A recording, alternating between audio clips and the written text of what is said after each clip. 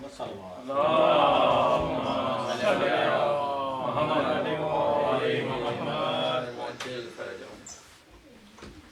اعوذ باللہ من الشیطان اللعین الرجیم. بسم اللہ الرحمن الرحیم. لا حول ولا قوة الا باللہ العلی العظیم. نحمده ونستعینه ونستغفره ونشکره ونتوسل الیہ ونتوکل علیہ. نصلی ونسلم علی خیرته فی خلقه حافظ سرہ ومبلغ رسالات سیدنا و نبینا ابی القاسم محمد. اللہم صلی علی محمد وعلی محمد طیبین الطاہرین المعصومین سیما بقیت اللہ فی الارضین. قال رسول اللہ صلی اللہ علیہ وآلہ وسلم سیاتی علی امتی زمان لا یبقى من القرآن الا رسمه ولا من الاسلام الا اسمه یسمعون به وهم ابد الناس منه مساجدهم عامرة وهي خراب من الهدى. فقهاء ذلك الزمان شر فقهاء تحت ظل السماء منهم خرجت الفتنة وإليهم تعود. صدق الله العلي العظيم. اللهم صل على محمد وعلى محمد وعجل فرجهم. اللهم صل على محمد وعلى محمد وعجل فرجهم. اللهم صل على محمد وعلى محمد وعجل فرجهم. اس کو ادھر قریب ہی کرتے ہیں. اس کو نا ادھر ہی آواز آ رہی ہے آپ لوگ؟ جی ہمیں تو آئے نہیں مائک کے اندر سے. مائک کی نہیں آ رہی. ہماری آواز آپ لوگوں کو پیچھے آ رہی ہے؟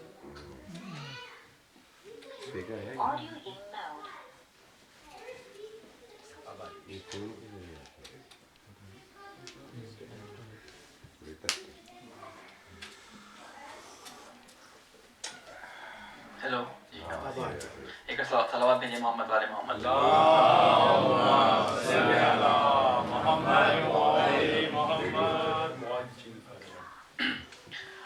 جو حدیث میں نے آپ کے سامنے ارشاد فرمائی رسول اکرم صلی اللہ علیہ وآلہ وسلم سے مروی ہے، جس میں رسول اکرم صلی اللہ علیہ وآلہ وسلم یہ ارشاد فرما رہے ہیں کہ سیاتی علی امتی زمان، کی میری امت پہ ایک ایسا زمانہ آنے والا ہے کہ لا یبقی من القرآن الا رسمہ، کہ قرآن سے کچھ نہیں بچے گا مگر صرف اس کے الفاظ.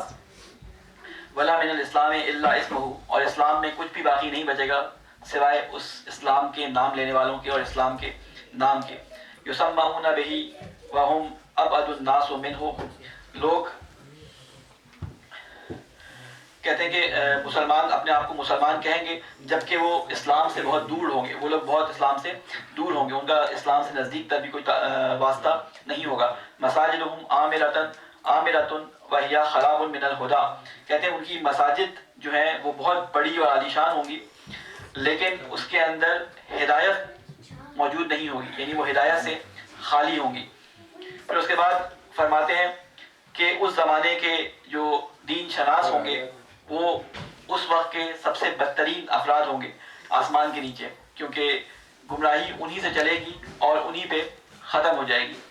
رسول اللہ صلی اللہ علیہ وسلم کی یہ حدیث ایک طرح سے پیشن گوئی ہے اس زمانے کے بارے میں کہ جس کے بارے میں آپ فرما رہے ہیں کہ قرآن مجید ایک زمانہ ایسا آنے والا ہے کہ جس میں قرآن مجید کا نام ہوگا، اس کے الفاظ پڑھے جائیں گے لیکن لوگوں کا ان الفاظ سے کوئی تعلق نہیں ہوگا، یعنی لوگ اس کو سمجھ کے نہیں پڑھیں گے، ان کو یہ نہیں پتا ہوگا کہ اس میں لکھا کیا ہے، بلکہ وہ صرف اس کو ثواب کے لیے اور اس کے الفاظ کو دہرایا کریں گے.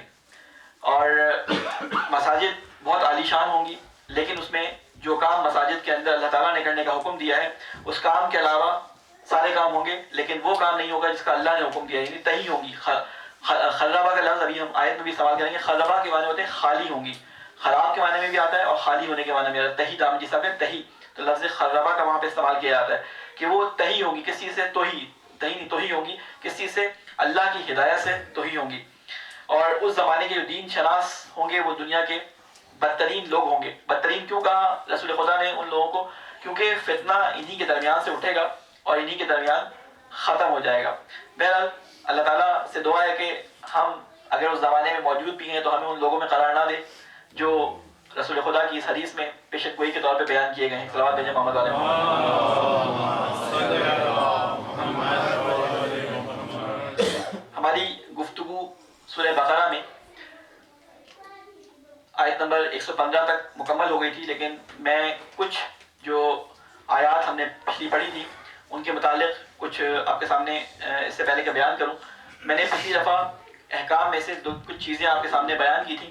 اس میں ایک تیزی میں ایک بات میں کہہ گیا تھا، اس کو میں دوبارہ تصحیح کر دوں. ہماری ایک خواہر نے اس کی طرف توجہ دلائی کہ میں نے جب نماز کے اندر پردے کا حکم بتایا تھا خواتین کا کہ نماز میں پیروں کا چھپانا واجب ہے، تو وہاں میں نے یہ کہا تھا کہ استثناء یہ ہے کہ جب آپ نامحرم ہو تو وہاں پہ پیروں کو جو ہے چھپانا واجب ہے. اس طرح کی کوئی بات میرے ذہن میں نہیں ہے کیا بات کی تھی، لیکن اصل مسئلہ یہ ہے کہ نماز میں پیروں کا چھپانا خواتین کے لیے واجب صرف اس وقت ہے جب کوئی نامحرم سامنے ہو. اگر نامحرم نہیں ہے تو وہ تینوں اعضاء جو میں نے آپ کو بیان کیے تھے، چہرہ، ایک ہتھیلی تک ہاتھ اور پیروں کو کھول سکتی ہیں اگر نامحرم نہ ہو. اسی طرح نماز کے جہری پڑھنے کا حکم. جہری نمازیں ان نمازوں کو کہتے ہیں کہ جو اونچی آواز میں پڑھی جاتی ہیں. آپ لوگوں کو معلوم ہے کہ نماز میں 3 نمازیں ایسی ہیں جو جہری پڑھی جاتی ہیں. جہری یعنی اونچی آواز میں، جہر کہتے ہیں اونچی آوازیں پڑھنے کو. فجر کی نماز، مغرب اور عشاء کی نماز.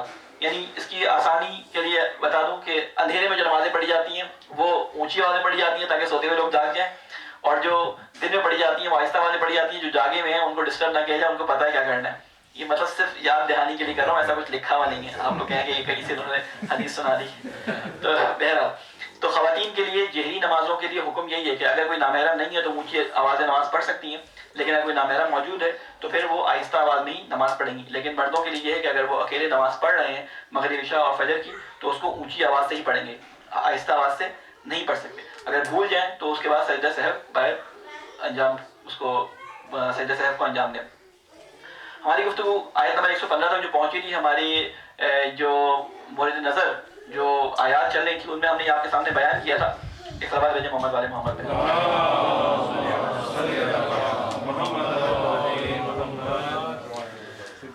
ہم نے آپ کے سامنے جو بات بیان کی تھی اس میں یہ بتائی تھی کہ اس زمانے کے اندر اللہ تعالیٰ نے 2 قومیں جن کا ذکر یہاں پہ آیا تھا کہ اللہ تعالیٰ کے رسول نے جب ان لوگوں کو ہدایت کا پیغام دیا، مسلمانوں کے ساتھ یہودیوں کو اور عیسائیوں کو اور کفار کو، تو انہوں نے ایک بات کا اظہار کیا، اور وہ بات ان کے عقیدے کا اظہار تھی، جو کہ انہوں نے کہا تھا کہ نصارہ یہ کہتے تھے کہ ہم حق پر ہیں، اور یہودی یہ کہتے تھے ہم حق پر ہیں، اور جو لوگ کتاب نہیں بھی پڑھتے تھے، جن کے پاس کوئی کتاب نہیں آئی تھی، وہ بھی یہ کہتے تھے ہم حق پہ ہیں.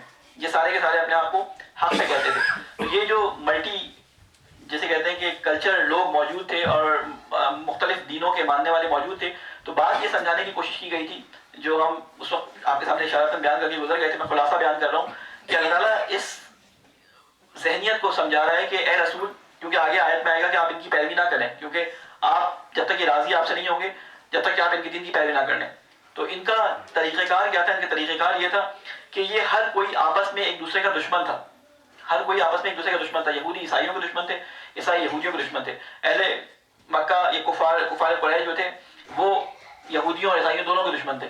تو لہٰذا یہ آپس میں دشمن تھے، لیکن رسول خدا اور اسلام کے خلاف یہ آپس میں متحد ہو گئے تھے. بالکل یہی سچویشن آپ کو آج کے زمانے میں نظر آتی ہے کہ ہمارے درمیان مسلمانوں کے اندر 72 73 جتنے بھی فرقے ہیں، جب کوئی باہر سے آواز آتی ہے تو یہ آپس میں مل کے جو ہے وہ کہنا شروع کر دیتے ہیں وہ فلاں تصویر کو جلا دیا گیا، فلاں جگہ بے حرمتی ہو گئی، فلاں جگہ. یہ ساتھ احتجاج کرتے ہیں، لیکن اگر ان کے ساتھ آ کے رہا جائے تو ہر کوئی ایک دوسرے کو کافر کہہ رہا ہوتا ہے. کوئی اس بات پہ تیار نہیں ہوتا کہ دوسرے کو اپنی مسجد میں نماز پڑھنے کی جگہ دے دے، یا کوئی اس بات پہ تیار نہیں ہوتا کہ وہ دوسرے کے پیچھے نماز پڑھنے کے لیے تیار ہو جائے. یہ ہمارے علماء نے یہ فتویٰ دیا تو اس کے بعد یہ لوگوں کے پیر کھلے کہ ہم اہل سنت کے پیچھے نماز پڑھیں، وہ ہمارے بھائی ان کے پیچھے نماز پڑھنا صحیح ہے. یہ ہمارے علماء نے فتویٰ دیا تو یہ راہ کھولی، انہوں نے بھی ہماری مسجدوں میں آنا شروع کیا. وہ آتے تھے لیکن بڑے ڈرتے ڈرتے آتے تھے کہیں شیعہ جو ہے وہ مال مول کے کہیں بریانی میں خود نہ ملا دیں ان کا. لہٰذا یہ باتیں بڑی مشہور اس طرح کی پہلے سے تھی کہ ایک دوسرے سے ڈرایا ہوا تھا. تو بتانے کی کوشش یہ کی گئی کہ اے رسول، یہ آپس میں کبھی متحد نہیں ہوئے. اور آج کے زمانے میں یہ بات ہمارے اوپر تطبیق ہوتی ہوئی نظر آتی ہے. آج کے زمانے میں بالکل یہی حال ہے. ایک زمانے میں جب مسلمان کسی بھی نئے ہونے والے فتنے کو دیکھتے ہیں تو آپس میں متحد ہو جاتے ہیں. ایک بل آیا سب کے سب اس کے خلاف جو ہے وہ ایک دم کھڑے ہو گئے. یہاں 1973 میں ایک دم سے سب ایک ساتھ مل کر کہا کہ فلاں کو کافر قرار دے دو، آج اٹھ کے وہ سب کہہ رہے ہیں کہ آج اس فرقے کو کافر قرار دے دو. تو یہ کفار ساز فیکٹری جو بن گئی ہے وہ کس بات کی نشاندہی کر رہی ہے؟ یہ اسی ذہنیت کی نشاندہی کر رہی ہے جو اس زمانے میں اللہ تعالیٰ کے رسول کے سامنے زمانے میں عیسائیوں اور یہودیوں کی تھی. تو آگے اللہ تعالیٰ رسول کو حکم دے گا کہ آپ ان کا اتباع نہیں کیجیے گا کیونکہ یہ اس سے کم پہ راضی نہیں ہوں گے. آگے اب یہ آیات آگے چلنی شروع ہوں گی. اب ہماری آخری آیت کون سی تھی؟ 115 پہ ہم نے ختم کیا تھا. اچھا ایک چیز اور میں آپ کو بتا دوں کہ یہاں پہ ہم نے ذکر کیا تھا کہ ومن ازلم ممن منع مساجد اللہ ان یذکر فیہا اسمہ وسعی فی خرابہا، کہ اس سے بڑا ظالم کون ہوگا جو اللہ کی مسجدوں میں اللہ کے ذکر سے روکے. یہ اس وقت میں بیان نہیں کر سکا. ابھی میں جب مطالعہ کر رہا تھا دوبارہ تو میرے نظر سے وہ گزری جو اس کی تاریخ تھی کہ یہ تاریخ اصل میں بیان کی گئی ہے. یہودیوں اور عیسائیوں کے سامنے آیات پیش کی جا رہی ہیں اور تاریخ یہ بیان کی جا رہی ہے کہ پچھلے زمانوں میں یہ جو ایک دوسرے کو کہہ رہے ہیں کہ کوئی جنت میں نہیں جائے گا ہمارے علاوہ، فلاں کہتا ہے فلاں جنت میں نہیں جائے گا، تو انہوں نے ایک دوسرے کی مسجدوں کو خراب کرنے کا ایسا کام کیا تھا کہ بیت المقدس کی تعمیر جو کہ حضرت داؤد علیہ السلام کے زمانے میں شروع ہوئی اور حضرت سلیمان کے زمانے میں وہ تعمیر ہوا پورا.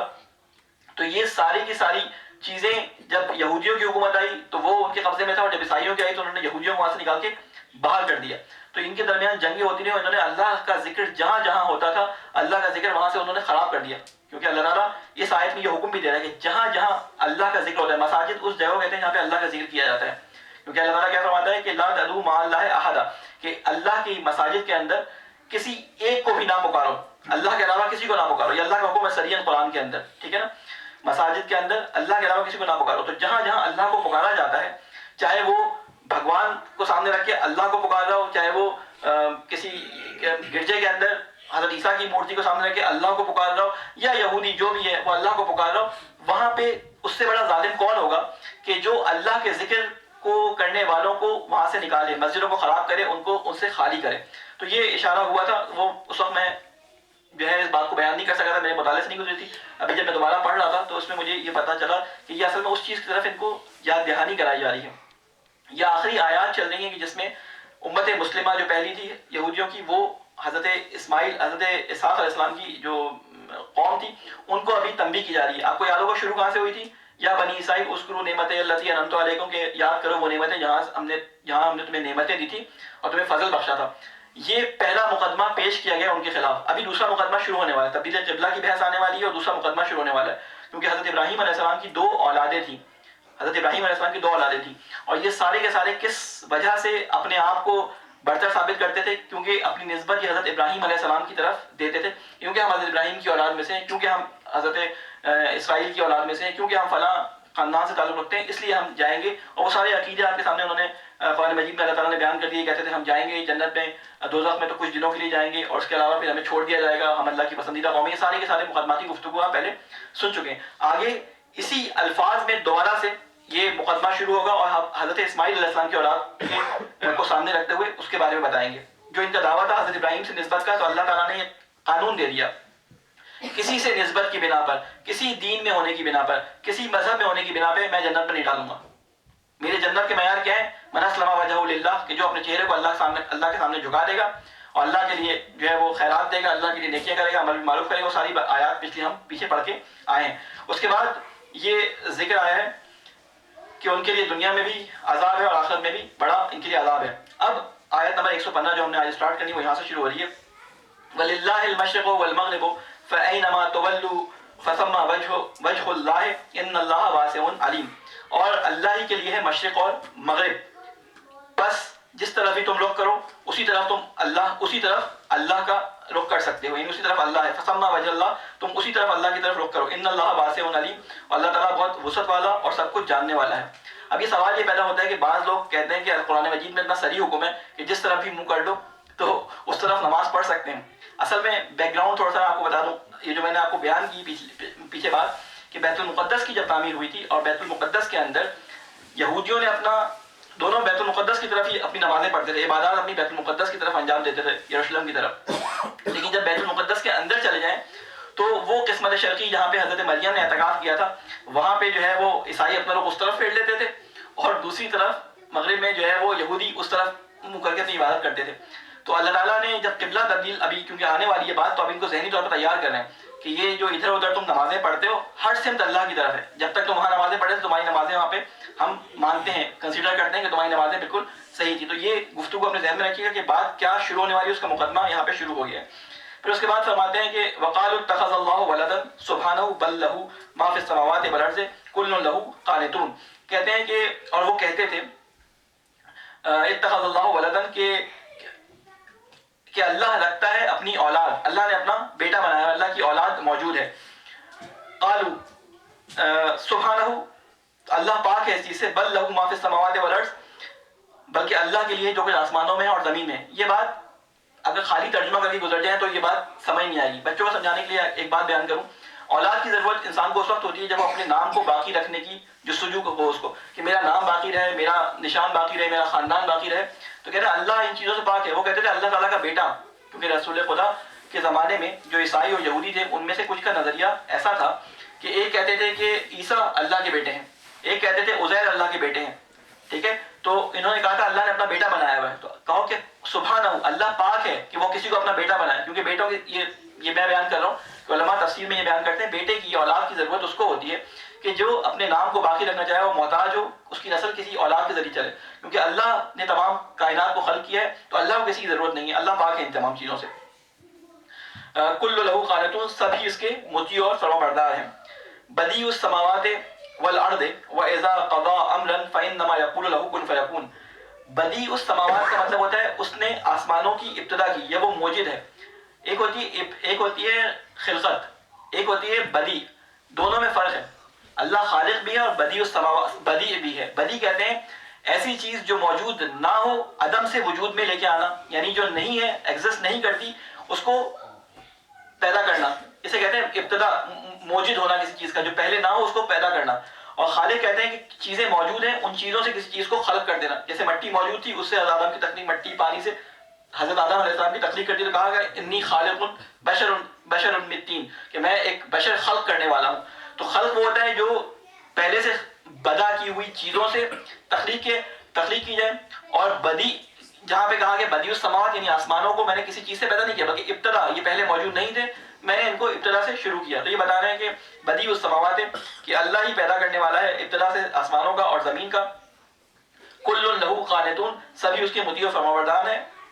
بدیع السماوات والارض, اور وہ پیدا کرنے والے آسمانوں اور زمین کا. واذا قضى امرا, اور جب اس کو کوئی فیصلہ کرنا ہوتا ہے, یا وہ جب وہ فیصلے کا ارادہ کرتا ہے, فانما یقول له کن فیکون, بس وہ ارادہ کرتا ہے. یہاں پہ لفظ یقول آیا ہے کہ وہ کہتا ہے, یہ ہمیں سمجھانے کے لیے. ٹھیک ہے, کہ اللہ کہتا ہے کہ کن ہو جا, فیکون, بس وہ ہو جاتا ہے. یعنی یہ کن اور فیکون کہنے کے درمیان جو وقفہ ہے یہ ہمارے بولنے میں پیش آ رہا ہے, کیونکہ زبان ایک ٹائم ہمیں چاہیے, لیکن اللہ اس کا صرف ارادہ کرتا ہے کسی چیز کا, وہ چیز خلق ہو جاتی ہے.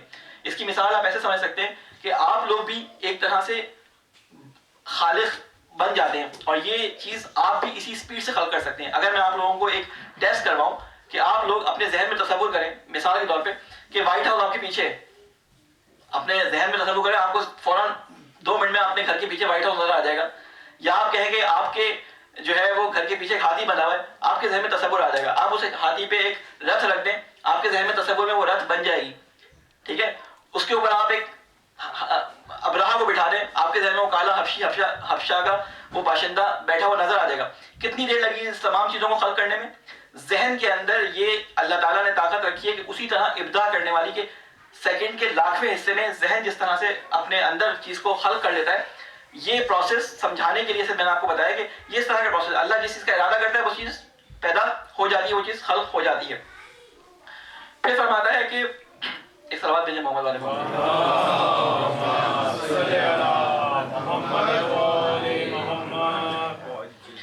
پھر اس کے بعد فرماتا ہے وقال الذین لا یعلمون لولا یکلمنا اللہ وتاتینا آیۃ, اور کہا ان لوگوں نے جو نادان ہیں کہ آخر کیوں نہیں کلام کرتا ہم سے خود اللہ.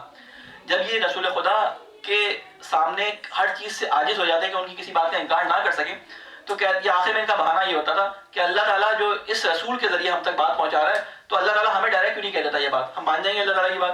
موسیٰ کی قوم سے بھی تو ڈائریکٹ ہی اللہ تعالیٰ نے بہت ساری باتیں کی تھی, ہم سے بھی کہہ دیں. تو ان کا ایک بہانہ تھا اس طرح کا.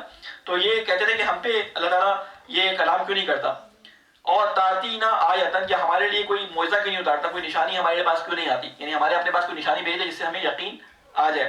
ایک اور جگہ قرآن مجید میں یہ اللہ تعالیٰ رسول خدا سے مخاطب ہوتے ہوئے یہ فرما چکا ہے کہ رسول آپ ان کے پیچھے جو ہے حرص نہ کریں کہ یہ ہدایت پا جائیں. اگر ہمیں ان کو ہادی پیدا یعنی ہدایت شدہ پیدا کرنا ہوتا تو ہم ان کو پیدا ہی ہدایت شدہ کر دیتے.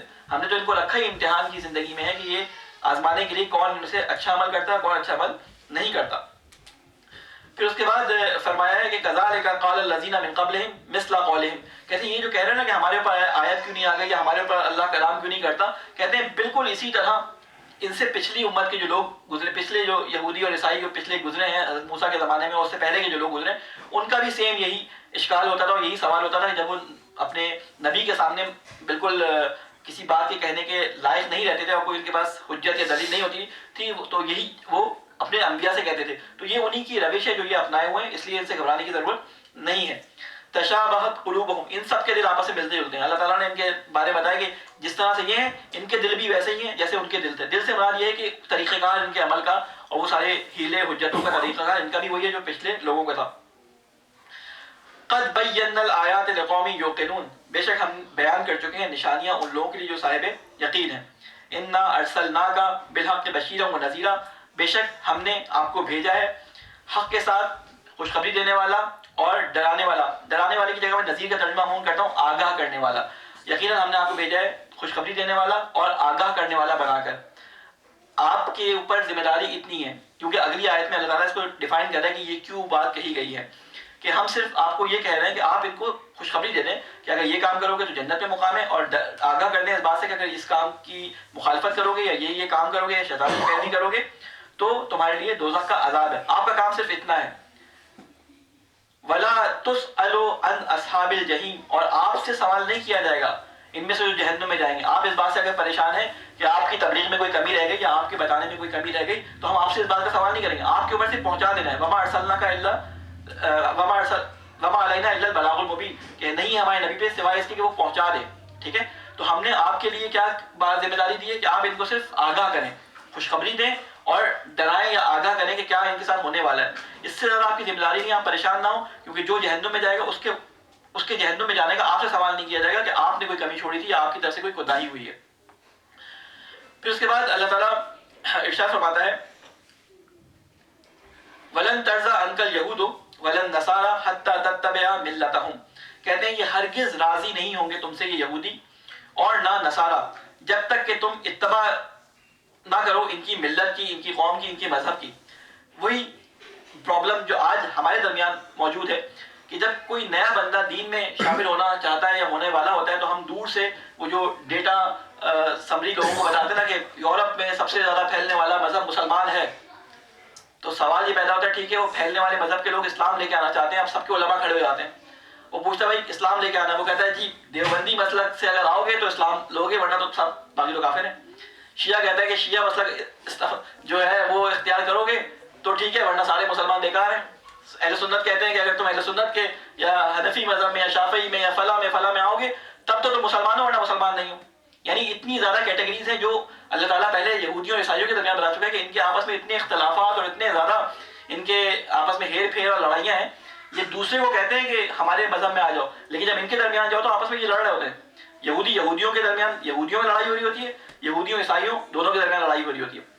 بالکل ایسا ہی جیسے ہندو اور مسلمانوں کے درمیان لڑائی ہو رہی ہوتی ہے اور پھر ہندوؤں میں مختلف ذاتوں کے لوگوں کے درمیان لڑائی ہو رہی ہوتی ہے اور مسلمانوں میں مختلف فرقوں کے درمیان جو ہے وہ تو میں اور لڑائیاں مختلف قسم کے جو ہے اقدامات یعنی مسلسل ہوتے رہتے ہیں. تو یہ اللہ تعالیٰ نے کیٹیگری بتا دی کہ تمہارا کسی فرقے سے تعلق ہو, تمہارا کسی مذہب سے تعلق ہو, تم جس کے ساتھ اپنی نسبت دے دو یہ تمہاری ساری نسبتیں بیکار ہیں جب تک کہ تم اس چیز پہ عمل نہ کرو جو میں نے تمہیں انجام دینے کے لیے کہا ہے. اور وہ کیا تھا کہ لا تعبدوا الا اللہ, کسی کی عبادت نہیں کرو تم سوائے اللہ کے. وہ 4 یا 5 اصول اللہ تعالیٰ نے بیان کر دیے اور اللہ تعالیٰ کے سامنے کیا کرو, ایمان لاؤ سب سے پہلا کام, اور عمل کرو. وہ جو اس دن آپ نے سوال کیا تھا کہ خالی عقیدہ رکھا جائے تو وہ اس دن میں شاید بیان کرنا بھول گیا, اسی اگلی یا دوسری آیت میں تھا کہ یؤمنون باللہ یؤمنون و یعملون, ایسے کچھ تھا اس میں کہ وہ ایمان لاتے ہیں اور پھر عمل کرتے ہیں. یعنی دونوں کام ساتھ ہونے چاہیے. خالی ایمان کسی فائدے کا نہیں ہوتا جب تک کہ اس پہ عمل نہ ہو. کیا کہتے ہیں یؤمنون, میرے ذہن سے آیت نکل گئی ہے, ایک سوال بھیجے محمد علی محمد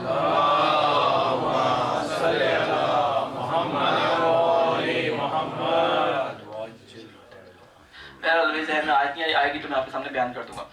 اس کے بعد اللہ تعالیٰ یہاں پہ ایک بات فرما رہا ہے. اب بحث ختم ہو رہی ہے، پچھلی جو گفتگو تھی پہلا مقدمہ یہ ختم ہو رہا ہے اس آیت کے اوپر. اس کے بعد ایک نیا مقدمہ اللہ تعالیٰ شروع کرے گا، انہی الفاظ سے شروع کرے گا جس کا میں نے ابھی ذکر کیا تھا. کہتے ہیں کہ وَلَئِنِ اتَّبَعْتَ أَهْوَاءَهُمْ بَعْدَ الَّذِي جَاءَكَ مِنَ الْعِلْمِ مَا لَكَ مِنَ اللَّهِ مِنْ وَلِيٍّ وَلَا نَصِيرٍ.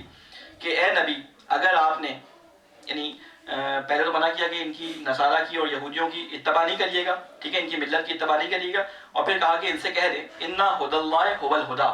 اس چیز پہ ذرا غور کریے گا، یہاں پہ قرآن مجید کا ایک نام بیان کیا گیا ہے، اِنَّا هُدَى اللَّهِ. بے شک ہدایت جو ہے اللہ کی، هُوَ الْهُدَىٰ وہ یہ ہدا ہے. میں هُوَ الْهُدَىٰ کی جگہ اس کو یوں پڑھتا ہوں، هُوَ الْهُدَىٰ. ہدایت وہی ہے جو الہدا ہے. الہدا کس کو بیان کیا گیا ہے؟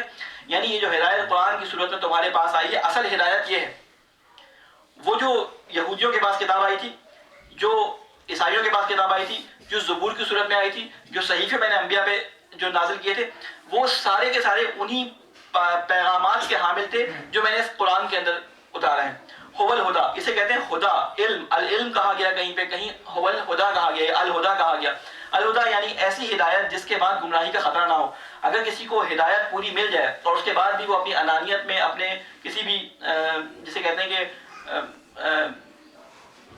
وہ کہتے ہیں نا کسی فیور کی وجہ سے یا اپنی کسی نقصان کی وجہ سے اس اصل بات کو نہ مانے، یا اپنے کسی عقیدے کی بنا پہ، اپنی کسی خاندان کی بنا پہ، یا کسی خاص سیکس سے تعلق رکھنے کی وجہ سے وہ اصل حقیقت کو نہ مانے جبکہ اس کے سامنے واضح ہو کہ حقیقت یہی ہے، تو اللہ تعالیٰ فرما رہا ہے کہ تمہارے پاس خدا آ گیا ہے. اور یہ خدا کس لیے کہا گیا؟ کیونکہ ہدایت توریت کو بھی اللہ تعالیٰ نے الہدا کہا ہے کہ اس توریت میں ہدایت ہے. پچھلی کتابوں کو اللہ تعالیٰ نے خدا کہا ہے کیونکہ اللہ تعالیٰ فرما چکا ہے کہ میرا دین اس میں کوئی فرق نہیں ہے. جو میں نے موسیٰ کو دیا تھا وہی ابراہیم کو دیا تھا، وہی نوح کو دیا تھا. یعنی آدم سے لے کے میرا دین رسول خدا محمد مصطفیٰ صلی اللہ علیہ وسلم ایک ہی دین ہے، اس سے کوئی فرق نہیں ہے. اب تمہارے پاس اس کے فائنل ورژن تمہارے پاس آ گیا ہے، لہٰذا ان کی اتباع تم نہیں کرنا. وَلَئِنِ اتَّبَعْتَ أَهْوَاءَهُمْ اگر کہیں تم نے پیروی کر لی ان کی خواہشات کی، بعد الذی جاءک من العلم اس کے بعد کہ تمہارے پاس آ گیا علم، ما لک من اللہ من ولی ولا نصیر تو تم ہرگز نہیں پاؤ گے اللہ کی گرفت سے بچانے والا اپنا نہ کوئی دوست نہ اپنا کوئی سرپرست. یعنی رسول خدا کو خطاب کر کے یہ بات کہی جا رہی ہے کہ رسول خدا کو خطاب تو رسول خدا سے کیا جا رہا ہے، لیکن مراد وہ بدبخت یہودی اور عیسائی ہیں کہ جن کے پاس یہ الہدا اور العلم آ گیا، اس کے بعد بھی انہوں نے نہیں مانا. کہتے ہیں کہ اے رسول اگر تم بھی، کہتے ہیں ہم اپنے رسول کو بتا رہے ہیں کہ اگر یہ بھی تمہاری باتوں کی اتباع کرے گا، تمہاری باتوں کو مانے گا، تمہاری یہ جو آپس کی خرابیاں ہیں ان کی اتباع کرے گا تمہارے دین کی، تو ہم اس کو بھی نہیں بخشیں گے. قیامت کے دن اس کا بھی کوئی نہ ولی ہوگا نہ کوئی سرپرست ہوگا. یہ آج کے زمانے پہ بھی دیکھ لیں کہ تمہارے سامنے چاہے تم سنی ہو، چاہے تم شیعہ ہو، چاہے تم وہابی ہو، چاہے تم دیوبندی ہو، چاہے تم کسی بھی مسلک سے تعلق رکھتے ہو، اگر قرآن کی ایک بات تمہارے اوپر واضح ہو گئی، کسی بھی حق بتانے والے نے، چاہے وہ کسی بھی فرقے سے تعلق رکھتا ہو، کوئی بات کہہ دی اور وہ حق بات ہے اور تمہاری سمجھ میں بھی آ گئی، اور تم اس وجہ سے کہ کیونکہ ہمارے باپ دادا اس دین کے پیرو ہیں اور انہوں نے اس کام کو نہیں کیا، ان کے یہاں یہ بات اچھی نہیں سمجھی آتی اور تم نے نہیں مانی، تو قیامت کے دن کوئی تمہارا ولی اور کوئی تمہارا سرپرست نہیں ہوگا. ہم نے اپنے نبی کو یہ تاکید کر دی تو تم تو کسی کھاتے میں نہیں آتے. یعنی ہم نے نبی کو کہہ دیا اگر تم نے اتباع کی ان خلافات کی جو انہوں نے اپنے دین بنا رکھے تو ماننے والے ابراہیم کے ہیں، کہتے سب اپنے آپ کو ابراہیم سے نسبت دیتے ہیں. یاد ہے آپ کو یہاں شروع ہوئی تھی بات کہ انی فضلتکم علی العالمین، تو ہم نے تمہیں فضیلت دی تمام عالمین پہ. تو کیا ان کا دعویٰ تھا کہ ہم اولاد ابراہیم میں سے، آگے آیات آ جائیں گی. یہ کہتے تھے کہ ابراہیم یہودی ہیں، عیسائی کہتے تھے ابراہیم عیسائی ہیں، تو اللہ تعالیٰ نے کہا نہ ابراہیم عیسائی ہے نہ یہودی، ٹھیک ہے، کہنا مسلمان، وہ مسلمان تھے، لہٰذا یہ بات انہوں نے واضح کر دی. اس کے بعد اللہ تعالیٰ آگے فرماتا ہے کہ الذین آتیناہم الکتاب یتلونہ حق تلاوتہ اولئک یؤمنون بہ ومن یکفر بہ فاولئک هم الخاسرون. الذین وہ لوگ آتیناہم جن کو دی ہم نے کتاب، یتلونہ وہ اس کو تلاوت کرتے ہیں، حق تلاوتہ اس طرح سے جب کہ تلاوت کا حق ہے. تلا یتلو، تلا تلاوت کے معنی پڑھنے کے بھی ہوتے ہیں اور تلاوت کے معنی پیروی کرنے کے بھی ہوتے ہیں، ایک چیز کے پیچھے آنے، ٹھیک ہے نا. کیا ہے والشمس وضحاها والقمر اذا تلاها، تلاها یعنی چاند سورج کے پیچھے پیچھے چلتا ہے. تلا تلو کا تلوا کا جو روٹ ورڈ ہے وہ استعمال کہاں ہوتا ہے؟ پیروی کرنے، ایک کے پیچھے دوسرے کے آنے کو کہتے ہیں. تو بعض لوگوں کی عادت بھی ہوتی ہے جب قرآن مجید کی تلاوت کرتے ہیں تو انگلی پیچھے پیچھے آیات کی چلتی ہے، ٹھیک ہے، تلاوت کرنے کے لیے. تو یہ تلاوت ہے، پیچھے پیچھے آنے کے معنی میں اس کو کہتے ہیں. تو کہتے ہیں کہ وہ لوگ جن کے پاس آتینہ ہوں، جن کو ہم نے عطا کی کتاب، یتلونہ، وہ پڑھتے ہیں، اس تلاوت کرتے ہیں اس کی، حق کا تلاوت ہے، جیسا کہ تلاوت کرنے کا حق ہے. یہ بات کیوں بیان کی جا رہی ہے؟ کیونکہ مخاطب تو رسول خدا بظاہر ہونے چاہیے تھے، لیکن یہ بات سب کی جا رہی ہے. یہ ان لوگوں کی بات کی جا رہی ہے کہ تلاوت کرنے کے باوجود، تلاوت کتاب کرنے کے باوجود ان میں سے، یعنی وہ سارے کے سارے لاخیرے جن کے بارے میں بیان کیا گیا تھا کہ یہ بات نہیں مانتے، ان میں سے کچھ ایسے لوگ موجود تھے جو کتاب کو اپنی ایسے پڑھتے تھے جو کہ تلاوت کرنے کا حق تھا. ان میں سے بعض ایمان لے کے آئیں گے، اس لیے اللہ تعالیٰ نے ان کو ان کے اندر سے خارج کر دیا، اس کیٹیگری سے خارج کر دیا. اگر آج بھی آپ دیکھیں یہودی اور عیسائی جو آپس میں یہاں پہ بھی نظر آتے ہیں، تو ایک خاص فرقہ ہے یہاں پہ جسے ایونجلس کہتے ہیں آپ، جو عیسائیت کے اندر ہے لیکن وہ یہودیت کی تبلیغ کرتا ہے. یہودیت کے اندر لوگوں کو یہودیت کے ساتھ ملنے اور ان کے ساتھ جو ہے اپنے عقائد کو ملانے کی جو ہے وہ کام کر رہا ہے. وہ فرقہ یہاں پہ بہت ایکٹیو ہے، امریکہ کے اندر، یورپ کے مختلف ممالک کے اندر. تو یہ بتا رہے ہیں کہ انہی لوگوں میں سے کچھ لوگ ایسے ہیں یہودی اور عیسائیوں کے اندر سے جو قرآن مجید کی اپنی کتابوں کی تلاوت کرتے ہیں اور حق جو ہے تلاوت کا اس کو انجام دیتے ہیں. حق کے تلاوت کے بارے میں کوشش یہ کرتا ہوں کہ زیادہ ایکسٹرا بات بیان نہ کروں، لیکن ایک روایت میں نے آپ لوگوں کے سامنے پہلے بیان کی تھی، اس کا خلاصہ بیان کر دیتا ہوں. امام صادق علیہ السلام سے کسی نے پوچھا تھا کہ حق کے تلاوت سے مراد کیا ہے، تو امام نے فرمایا تھا حق کے تلاوت سے مراد یہ ہے کہ یتدبرون و یفقہون فی آیاتہ، کہ اس کی آیات میں تدبر کرنا اور اس کی آیات میں فقاہت کرنا، یعنی ان کی آیات کو سوچ سمجھ کے ان کے اوپر غور و فکر کرنا اور پھر تدبر کرنا، یعنی اس کے پیچھے ان آیات کے حکم کے پیچھے پیچھے چلنا. یعنی یہ حق کے تلاوت ہے. تفصیلی روایت ہے، ابھی ٹائم نہیں ہے کیونکہ ہماری کوشش یہ ہوتی ہے کہ ایکسٹرا جو ہے وہ چیزوں کا بھی بیان نہ کریں. یہ صرف میرے ذہن میں آ گئی. حق کے تلاوت پہ انشاءاللہ کسی وقت موقع ہوا تو میں اس کو بیان کروں گی. صلوات بھیجیں محمد والے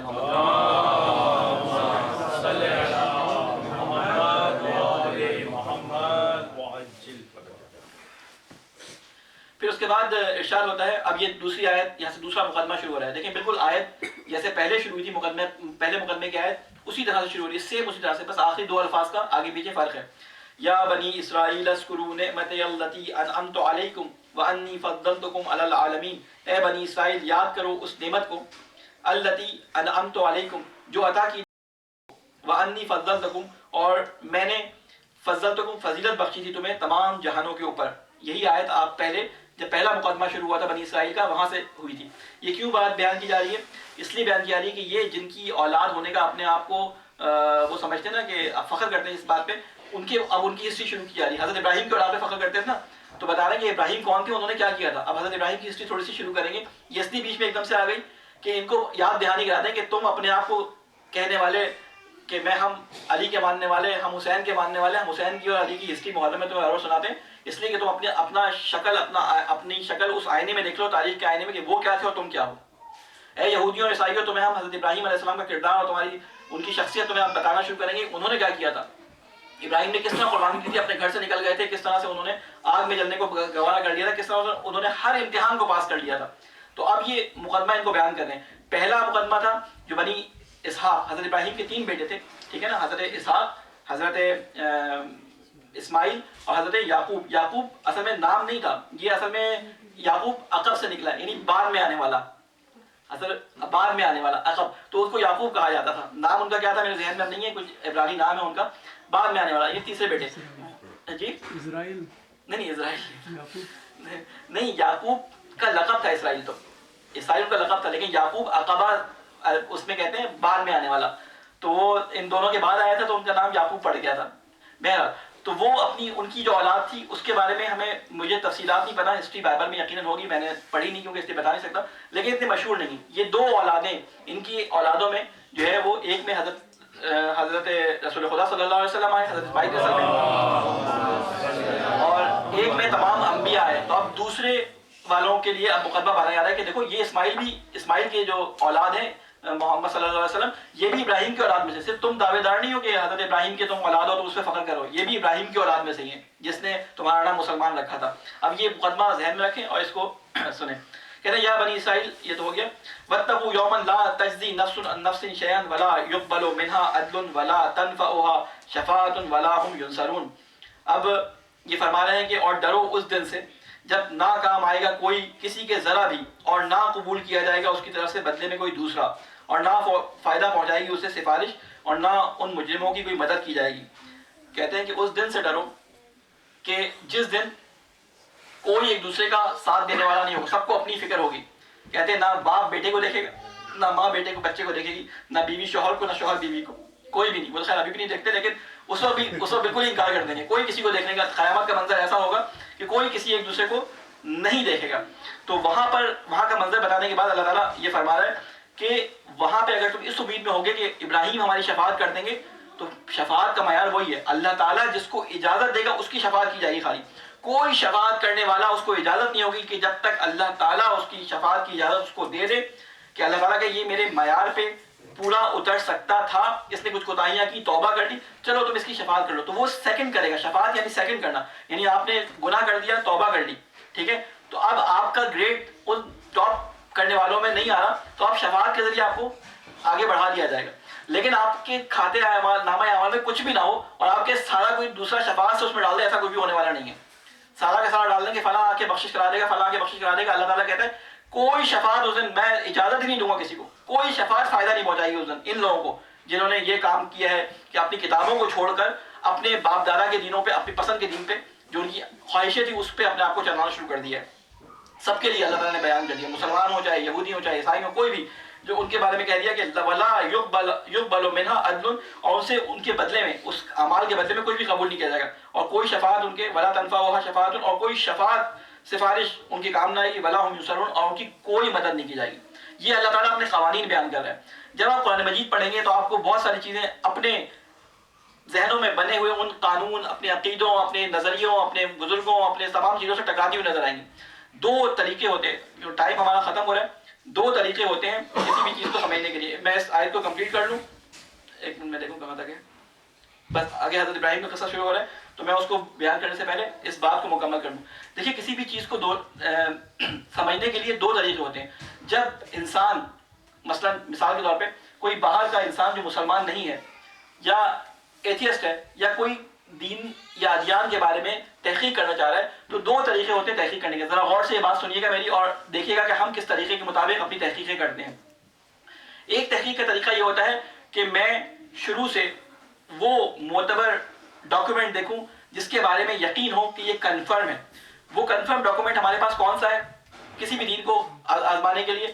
اگر ہم اسلام کو پرکھنا چاہتے ہیں تو ہمارے پاس کنفرم ڈاکیومنٹ جس کے بارے میں، چاہے وہ توریت ہو، چاہے وہ انجیل ہو، بائبل کے اندر جتنی بھی کتابیں، ان تمام سے زیادہ معتبر وہ ڈاکیومنٹ جو اللہ تعالیٰ کی طرف سے ہمارے پاس موجود ہے وہ کیا ہے؟ قرآن ہے. اس کو صرف ہم مسلمان دعویٰ نہیں کرتے، عیسائی بھی اس کو مانتے ہیں، یہودی بھی اس کو مانتے ہیں. کیوں؟ اس لیے کہ بائبل جو ہمارے پاس موجود ہے وہ ترجمہ ہے، اوریجنل بائبل ان سے گم ہو چکی ہے. اور یہ بائبل بھی کئی جسے کہتے ہیں اس کے اندر پارٹس ہیں. اصل تو اس میں جو ہے، جو توریت ہے اور انجیل ہے، ان کی کتابیں کچھ ہیں، ٹھیک ہے نا. باقی اس میں انبیاء کی تاریخ ہے، اس میں تاریخی چیزیں بھی ہیں. یہ جو کہا جاتا ہے نا کہ اس کے اندر بہت ساری خرافات پائی جاتی ہیں اور اس میں اس طرح کی چیزیں بتائی ہیں، اصل جو کتابیں ہیں جو توریت کی یا اصل جو کتابیں ہیں انجیل کی، ان کے اندر وہی توحید پائی جاتی ہے، وہی اللہ تعالیٰ کے آخرت اور جزا اور سزا کا تصور پایا جاتا ہے، وہی اللہ تعالیٰ کی وعدے کے بارے میں اس میں یاد دہانی کرائی جاتی ہے. وہ تمام چیزیں اگر آپ غور سے دیکھیں تو قرآن اور ان میں کوئی فرق نہیں ہے. یعنی کوئی اپنے جس کے کہتے ہیں حق تلاوت ادا کرے تو وہ حق تلاوت ادا کرے گا تو اس کو فوراً سمجھ آئے گا کہ اس حق تلاوت میں مجھے اس قرآن کے بیان کرنے والے کی اتباع کرنی ہے. تو فوراً رسول خدا پہ ایمان لے کے آئے گا اگر اس نے حق تلاوت ادا کیا ہوگا، چاہے وہ مسلمانوں سے ہوگا تب بھی وہ. تو یہ دو طریقے ہوتے ہیں. کیا طریقہ ہوتا ہے کہ آپ اس ڈاکیومنٹ کو دیکھیں اور اس ڈاکیومنٹ کے بعد آپ نیچے آنا شروع ہوں کہ یہ بیان کیا کر رہا ہے، کہ مثلا اللہ کو ایک مانو، اس کے اواب و اعمال و ثواب و عقاب کو مانو کہ یہ کام کرنے پہ جزا اور سزا ہے، خوشخبریاں جو ہیں اس کے نتیجے میں جنت ہے، جو عذاب کی وعید ہے اس کے نتیجے میں دوزخ ہے. یہ ساری باتیں بیان کرنے کے بعد وہ اس طرح نیچے آئے گا. پھر اس کے اندر کچھ کلامی بحثیں شروع ہوں گی، پھر اس میں کچھ فقہی اور کچھ اخلاقی اور یہ تمام چیزیں بڑھتی چلی جائیں گی. ایک طریقہ یہ ہے کہ آپ اوپر سے نیچے کی طرف آئیں. ایک دوسرا طریقہ ہے کہ یہ شخص ایک مسلمان معاشرے کے اندر آ جائے، ایک شیعہ مسجد میں جائے اور کہے لکھ لے ویژیا لکھے مسلمانوں کی کوالٹی، تو وہ ایک شیعہ مسجد میں آئے گا، کچھ کوالٹیز لکھ کے چلا جائے گا، مسلمان ایسے ہوتے ہیں. ایک وہابی مسجد میں جائے گا، کچھ کوالٹیز لکھ کے چلا جائے گا، مسلمان ایسے ہوتے ہیں. پھر وہ اوپر کے درجے میں جائے گا کہ یہ فقہ، یہ کلام، یہ جو عقائد کی بحثیں ان میں کیا ہیں. یہ نیچے سے اوپر کی طرف جائے گا قرآن کی طرف. تو ان دونوں مطالعے کے طریقوں سے جو فہم حاصل ہوتا ہے، جو چیز سمجھی آتی ہے، بالکل مختلف ہوتی ہے، ٹوٹلی مختلف ہوتی ہے. یعنی جو لوگوں سے دین کو سمجھنے کی کوشش کرتا ہے اور پھر اوپر جاتا ہے قرآن کی طرف یا اس ڈاکیومنٹ کی طرف جو اوتھینٹک ہے، اس کا دین کا سمجھنا اور اس کے حاصل ہونے والے دین میں، اور اس حاصل ہونے والے دین میں جو اوپر سے نیچے کی طرف آتا ہے، جو قرآن سے پھر نیچے عقائد اخلاق جو بنے ہیں اس سے اور رسوم اور رواج جو بنے ان سے آتا ہے، دونوں کے طریقہ کار میں فرق ہوتا ہے اور دونوں ہی ڈفرینٹ، یعنی یہ کہتے ہیں کہ طریقہ مطالعے کا فرق ہوتا ہے جو انسان کے تفکرات کو تبدیل کرتا ہے یا کسی چیز پہ بناتا ہے، اس کی مائنڈ میکنگ کرتا ہے۔ تو اب ہم دیکھیں کہ ہمارا جو طریقہ کار ہے ہم نے جو اپنے مذہب کو جس کو بھی اپنایا ہوا، جس بھی ہم گھر میں پیدا ہو گئے، ٹھیک ہے، ہمیں سے یہ سوال نہیں ہوگا کہ کس گھر میں پیدا ہو گئے، یہ ہمارے لیے جسے کہتے ہیں پلس پوائنٹ ہے کہ ہم مسلمان گھر میں پیدا ہو گئے۔ ہم سے سوال یہ ہوگا کہ تم نے کون سے طریقے سے تحقیق کی ہے، تم نے یہ دیکھا کہ تمہارے جو دادا نانا پھپھو تایا مسجد کے امام پیش نماز آیت اللہ مفتی صاحب فلاں فلاں فلاں فلاں فلاں ان کا دین تھا، وہ لے کے تم نے اپنا لیا، یا تم نے ڈائریکٹ اللہ تعالیٰ کی کتاب کو پہلے پڑھا، اپنے دماغ کو بالکل خالی کیا کہ دماغ میں کیا ہے، کیونکہ ہم سمجھتے ہیں کہ اللہ تعالیٰ نعوذ باللہ اتنا بیچارہ کمزور تھا کہ اس کو اپنی کتاب سمجھانے کا طریقہ نہیں آتا تھا، اور اس نے کتاب سمجھائی، اس کو سمجھنے کے لیے ہمیں اپنے جو ہے مولانا صاحب اور مفتی صاحب اور ابا جی اور چچا جی کی بات کو پہلے سننا پڑے گا، پہلے قصے چار سننے پڑیں گے، تب ہم اس کو سمجھیں گے۔ نعوذ باللہ اللہ تعالیٰ کے بارے میں ایسا عقیدہ رکھنا بالکل ایسا ہے کہ جیسے ہم نے کوئی اور اللہ اپنا بنایا ہوا ہے۔ ہمارے استاد کہتے تھے یہ جو بڑے بڑے جو تھنک ٹینکس ہوتے ہیں اور بڑے بڑے جو سوچنے اور سمجھنے والے لوگ ہوتے ہیں، آئنسٹائن اور یہ ہاکنز اور اس طرح کی چیز جو کہتے ہیں کہ خدا موجود نہیں ہے، تو وہ جو خدا کا انکار کرتے ہیں وہ اس خدا کا انکار کرتے ہیں جو آپ نے ان کے ذہنوں میں بٹھایا ہوا کہ یہ خدا ہے۔ کہتے ہیں وہ اس خدا کو تو مانتے ہیں کہ جو ایک اعلیٰ ہستی ہے، برتر ہستی ہے، وہ اس کو خدا کا نام نہیں دیتے، کوئی اور نام دیتے، لیکن وہ اس خدا کا انکار کرتے تھے جو آپ نے ان کے ذہنوں میں بٹھایا خدا ایسا ہے کہ اپنی ٹانگ جہنم میں رکھ دے گا، قیامت کے دن یوں کر دے گا وہ کر دے گا۔ کہتے ہیں جب آپ ان کو اس طرح کی خرافات کی باتیں بتاتے ہیں تو کہتا ہے خدا کوئی نہیں موجود۔ تو بہرحال تو یہ دو طریقے فکر ہوتے ہیں۔ تو ہم جو کام ابھی اصل ہمارا جو ہدف ہے وہ یہی ہے شروع کرنے کا اس قرآن کے درس کو، کہ ہم اپنے ذہن کو خالی کر کے کہ ہم کس عقیدے کے ماننے والے ہیں، ہم کس فیتھ کے اندر پیدا ہوئے، کس مذہب میں پیدا ہوئے، کس گھر کے اندر، کس ملک کے اندر پیدا ہوئے۔ آپ یہ دیکھیں کہ اللہ تعالیٰ کی طرف سے دیا ہوا ڈاکومنٹ جو آپ کے پاس ہے، پہلے اس کو خالی ذہن ہو کے سمجھیں کہ اللہ کیا بیان کر رہا ہے، اور جب وہ باتیں سن لیں ساری کی ساری، پھر اس پہ پرکھنا شروع کریں تمام چیزوں کو۔ اللہ تعالیٰ نے معیار فرقان قرآن مجید کو بنایا تھا، حدیث بھی جو ہمارے پاس آئی ہے وہ اس قرآن پہ پرکھنے کے لیے اس کا حکم دیا گیا ہے۔ امام صادق کی حدیث میں آپ کو کئی دفعہ سنا چکا ہوں کہ ہماری کوئی بات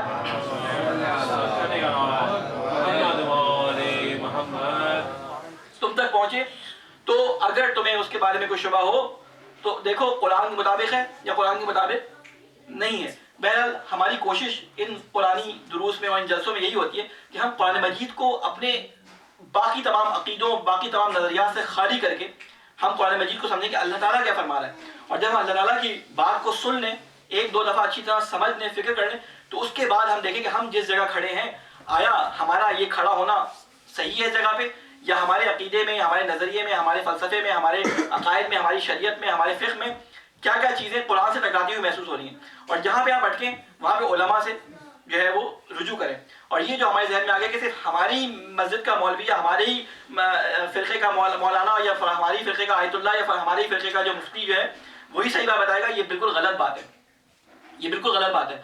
یہ جو ہم نے فرق بنا لیا ہے کہ آپس میں ایک دوسرے سے نہیں ملنا، اللہ تعالیٰ نے یہ فرقے بندی کی سخت ممانعت فرمائی، سخت ممانعت۔ اللہ تعالیٰ نے کہا تھا الذین یفرقون دینہم، کہ وہ لوگ جنہوں نے اپنے دین میں فرقے بنا لیے، ہر فرقہ یہ سمجھتا ہے کہ وہ حق پہ ہے، تو قیامت کے دن کا حساب میں کروں گا، ان کا حساب اللہ تعالیٰ کرے گا۔ کہتا ہے رسول تمہارا کام بتا دینا ہے خالی ان کو، ہر کوئی خوش ہے اس بات پہ کہ ہم خوش ہیں۔ تو یہ ساری کی ساری چیزیں اس وقت حق پہ ہیں جب آپ قرآن سے ٹیلی کرتے ہیں۔ اگر آپ قرآن سے ٹیلی نہیں کرتے تو سارے عقیدے، سارے نظریات یہ آپ کی آرزویں ہیں کہ آپ کے ساتھ یہ ہونے والا ہے، چاہے ہم ہوں چاہے کوئی بھی ہو، یہ ہماری آرزو ہیں۔ اس لیے اللہ تعالیٰ سے یہ دعا کرتے ہیں اللہ تجھے واسطہ ہے محمد والے محمد کا ہماری اس عبادت کو اپنی بارگاہ میں قبول و مقبول فرما۔ اے اللہ تجھے واسطہ ہے محمد والے محمد کا قرآن اس کتاب کو تیری پڑھ رہے ہیں، اس کو سمجھ کے اس پہ عمل کرنے کی توفیق عطا فرما۔ اے اللہ تجھے واسطہ ہے محمد والے محمد کا ہمارے بچوں، ہمارے نوجوانوں کے دلوں میں قرآن کی محبت کو نازل فرما۔ اے اللہ تجھے واسطہ ہے محمد والے محمد کا رسول خدا صلی اللہ علیہ وسلم اور ان کی اولاد کی محبت کو ہمارے بچوں اور نوجوانوں کے دلوں میں راسخ فرما۔ اے اللہ تجھے واسطہ ہے محمد و آل محمد کا کہ جہاں جہاں مسلمان پریشانیوں کا شکار ہیں، زلزلے اور سیلاب، مختلف جو پریشانیاں آفات ان کے اوپر آئی ہیں، ان آفات سے ان کو نجات عطا فرما۔ اے اللہ تجھے واسطہ ہے محمد والے محمد کا جو لوگ مشکلات کا شکار ہیں، اے اللہ ان کی مالی اور جانی جو بھی مشکل ان کو ہے اس کو ان سے دور فرما. اے اللہ ہمارے علماء کا سایہ ہمارے سروں پہ قائم فرما, ہمارے ایمان کی حفاظت فرما, ہمیں ان کے ناصر العوام میں شامل فرما.